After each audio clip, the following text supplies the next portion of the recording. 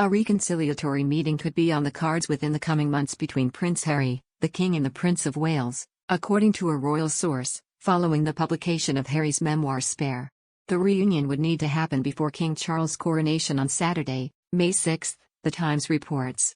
Prince Harry has repeatedly called for reconciliation, saying he wants an apology from his family, but that they have shown absolutely no willingness to reconcile since the Sussexes' dramatic split from the Windsor family.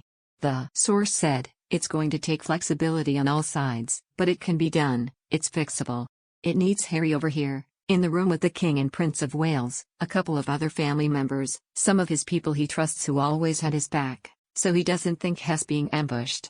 Someone like Elf, Ed Lane Fox, Harry's former private secretary, and Christopher, Lord Guyte, the late Queen's former private secretary who advised the Sussexes. Both sides need to hold their hands up and admit we didn't get everything right. And we got a lot wrong, and we have to say to him we understand the pain you've been through." The King can do it.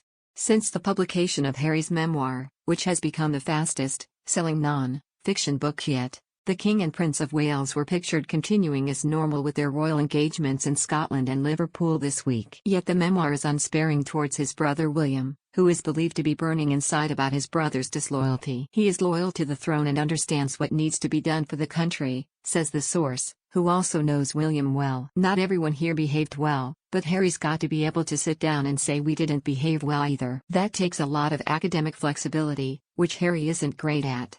The source believes any reconciliation needs to happen soon. "We've got to move on it, and get it done by April. Then, we need to get the wives in." The King needs a clear run for the coronation. Another well-placed royal source agrees, they have to invite them in before the coronation, or it will become such a circus and distraction. If such a reconciliation were to take place, there is speculation as to which figure would preside over it, with the Archbishop of Canterbury deemed a suitably trustworthy figure. Asked last month if reconciliation was possible, Justin Welby said, "There is always a way forward, but it has to be at the right time." In an interview with the Daily Telegraph last week, Harry acknowledged that his family would find it hard to forgive his betrayal. He said, "Some of the stuff I've put in there, well, they will never forgive me anyway. But the way I see it is, I'm willing to forgive you for everything you've done." In his memoir, he insisted he is not trying to collapse the monarchy, but save them from themselves. In the same interview, he said it was his life's mission to right the wrongs of the very thing that drove us out and to fix things. When you're trying to change an institution, that is not a small task. The scale of the challenge is enormous. Yet a former royal aide who was in the eye of several previous royal storms, said, "It's a bump in the road. It's not an abdication." When the Princess of Wales died, people said it would lead to the end of the monarchy. It didn't.